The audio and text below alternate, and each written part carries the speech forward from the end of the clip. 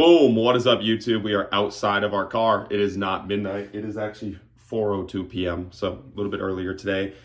Today, I kind of want to talk a little bit about diet and grocery shopping because I've been sent this vegan fucking propaganda Netflix series like 100 times by my athletes. I can't even remember the name of it right now, but I'm continually sent it over and over and over again. Like, oh my God, if you eat meat, you're gonna die, or if I don't go vegan, is this gonna happen? Is this gonna happen? And while I'm not anti-vegan, I'm not vegan myself, obviously. Look at me, bro. I ain't looking like a fucking vegan person out there. But I know people that have a lot of success on a vegan diet or a vegetarian diet. I know people that have moral virtues and whatever, like however they want to frame their philosophies around diet. Totally okay with it. I'm not anti-vegan. I'm also not mega carnivore or anything like that. What I am annoyed by is the thought process that you need to do one thing because I do something and I need to back up a bunch of studies because of this, or I'm going to force my philosophies upon you.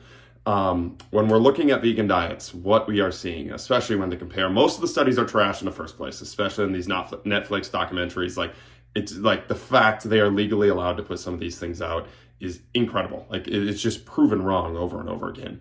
But when you do have a good study and you're comparing one diet to another diet, or their control group, what they look at, especially when they compare non-meat eaters versus meat eaters. One of the biggest flaws in that diet is they're not comparing healthy meat eaters versus healthy non-meat eaters. They are comparing people that eat McDonald's and Burger King and fast food and any kind of just the typical American diet versus a non-meat diet.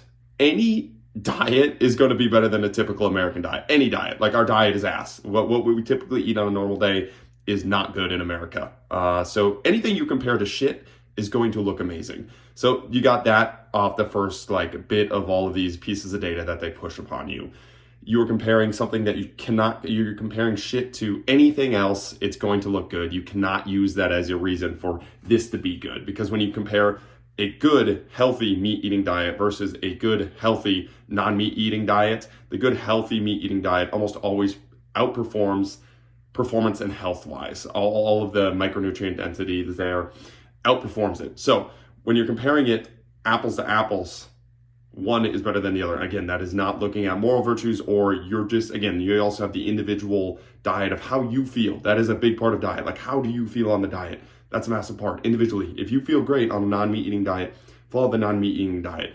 Again, I'm just more pushing back on the documentaries that say you will feel amazing if you do this, when it's not backed up by really anything.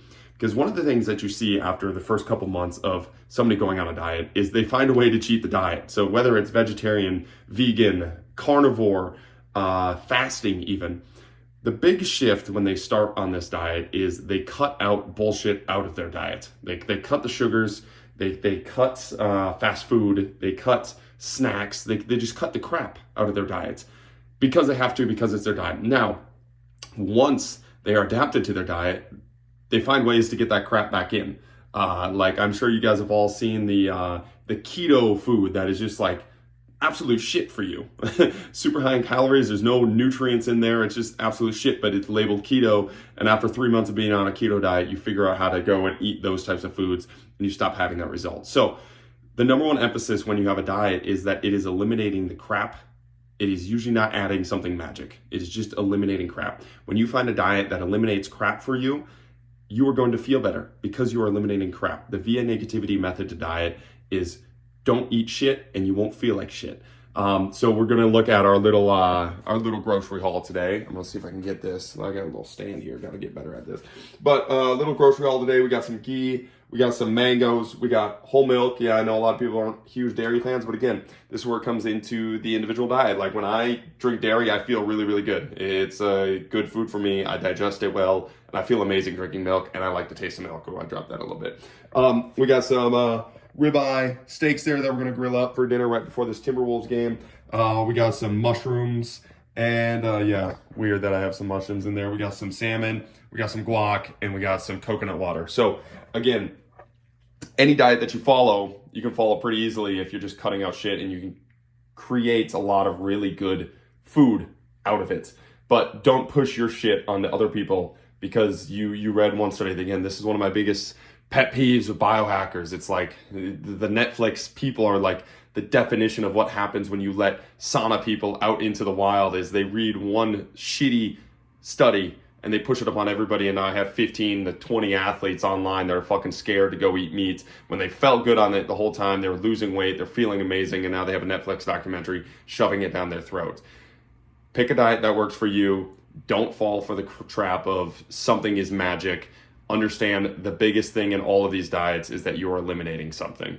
Hopefully that makes sense. We'll clean some of this talk up as we get better at this.